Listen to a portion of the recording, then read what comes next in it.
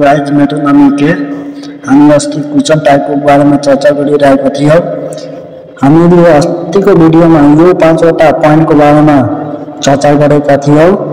आज हामी यो पोइन्ट कसरी लेख्ने के गर्नेको बारेमा छलफल गर्छौं। हामीहरू अक्सर गर्छौं क्वेश्चनमा एग्जाम्पलका लागि a did better not take a hard drink. अब डिड के हो हामीहरूलाई थाहा हुँदैन, तर यो नोटबाट डी के हो भने थाहा लाग्छ। जस्तै इक्जाम्पलको लागि डी प्लस बी3 दिएमा हार्ड, डी प्लस बी1 दिएमा वुड हो, डी प्लस बेटर दिएमा हार्ड हो। यहाँ इक्जाम्पलमा छ डी बेटर, त यो डी को ठाउँमा हार्ड हुन्छ।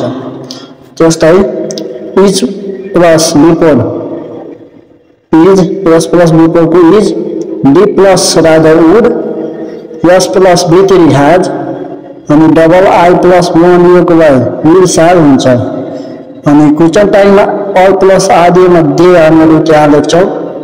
अनि अल प्लस इज दिएको ठाउँमा इट, दिस अनि दैट दिएको ठाउँमा इट, देयर को देयर अनि वन को यसमा चेन्ज हुँदैन।